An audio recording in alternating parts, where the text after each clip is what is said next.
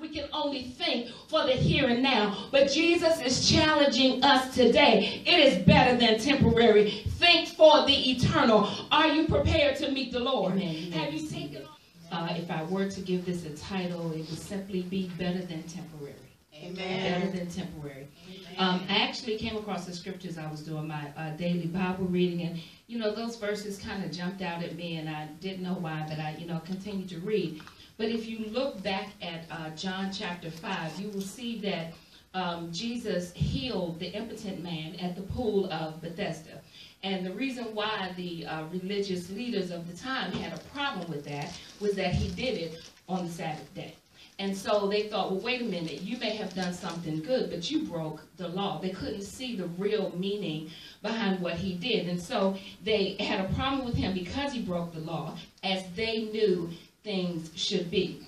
Also, so they approached him about it. And in giving his answer to their questions, he let them know that he's God.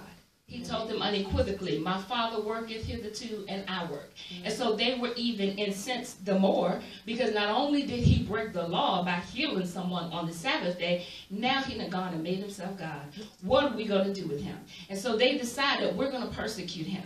But Jesus, it wasn't time for him to be persecuted as yet. He still had a mark to make on society. His ministry was not yet finished. So in telling them that he was God, and in saying that they got upset about it, Jesus, he gave them a pretty long dissertation. You can read it for yourselves. And he was telling them that they weren't really who they thought they were, because they were rejecting him. And so he ends up by telling them, search the scriptures, and in them you think you have eternal life, but those are the words that testify about him. So if they really wanted to know if he was who he said he was, and if he was doing the right things, then he told them to go back to the very law that they called themselves defending. Because if they really took a good look at it, then perhaps God would be merciful to them, and they could see beyond what was temporary and really see what the eternal was. So we roll on over to John chapter 6, and we see that after these miracles that Jesus did, there was a multitude that followed him. There was always a group of people following him, because Jesus was always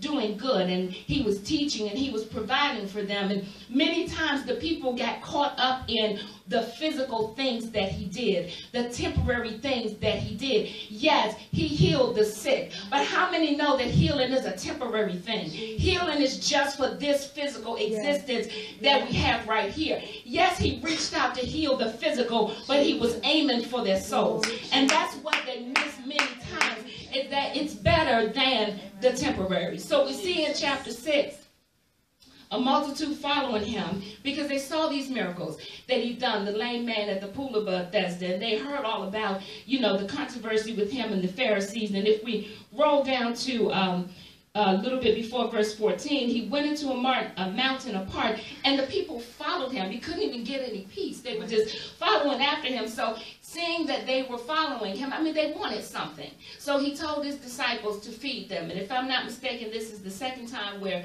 there's a miracle of the fish and the loaves being multiplied. So we go through all of that. And if we go a little further down to verse 14, the men that saw the miracles were so overcome and so overwhelmed by what that Jesus had done. They first of all acknowledged that he was a prophet. They acknowledged he was that prophet, but they didn't acknowledge him as God. See, that temporary only took them to a certain point. And even though they were following him, which was a good thing, because he was going to teach them and he was going to minister to them, they still weren't at that point that they needed to be. They were still stuck with the temporary. And we can see that because they wanted to take him by force and make him a king. But what he was doing was not kingly things. You didn't see kings in those days healing people. You didn't see kings in those days multiplying fish and loaves so that multitudes and thousands upon thousands could eat. How is this a king? I'm not really sure, but this is just an example of the fact that their thinking only went as far as the temporary. But what Jesus was trying to bring to them, and what he says to us, it's better than temporary. Right. It's better than the provision of food on your table. It's better than provision of money in your bank. It's better than provision of all of those things that we often seek God for to make us very comfortable. Yeah, those things are nice, but it's so much better than temporary. When they wanted to make him king, he just disappeared disappeared into the mountain by himself. You see, with God, timing is important. And another thing that these people didn't realize, they were wasting their time because they were following after him to see another miracle as though it was entertainment. And how many people know we do that today? There's a crusade over here or something going on over there, and we want to follow simply to see these fantastic things. We watch movies just to see the computer graphics, to see how far they can take our imagination. But Jesus is saying it's not the temporary, it's not imaginary, it is your soul. There's a permanence to what God is trying to communicate to us. And when he came to seek and to save the lost, he wasn't saving them from hunger. He wasn't saving them from ravaging disease. What he was doing was saving them from the sickness called sin. And that's what he wants to do for us today. But we can't get our minds stuck on just the temporary. We've got to have the eyes of faith that go beyond seeing him as that prophet and see him as God. Because God is the only one that can command and it stands fast. God is the only one that can forgive sin, and it is forgiven and forgotten. It's nobody but God. God is the only one that can extend us grace, and we are saved to the very inside of our souls, creating a brand new creature in us that we won't even recognize if we continue to live right. See, God is the only one, but he's got to get us beyond the temporary to look at the eternal. So while the disciples waited for Jesus to come down out of the mountain, I guess they weren't patient, so they got into a ship. And they took the ship towards Capernaum, and when they started to roll out there, a great sea, a great storm came up on the sea, and Jesus is not here yet, but in the midst of everything that was going on, they see someone coming to them, walking on the water, and at first they were afraid, thinking, oh, we're seeing a ghost. But it wasn't a ghost. Jesus said, be not afraid, it is I. Many times when God is asking us to have faith outside of what we're accustomed to, we are afraid. And what he is saying to us is, be not afraid, it is I. It may not match up with what we're accustomed to, but be assured it's Jesus. If you're in doubt, search the scriptures, and you're going to see that it's him. We got to look beyond the temporary and get down to the eternal. Him coming, walking on the water was something that they never even seen before. They could have rejected it or they could have accepted it. They chose by faith to accept that this was the very God that has come to us walking on the water. And so we can roll on down to verse 27. He tells them, verse 26, when he gets over to the other side of the land, the people followed him. They got in ships, they followed him, and they're thinking, they said to him, well, when did you come over here? Basically is what they're saying.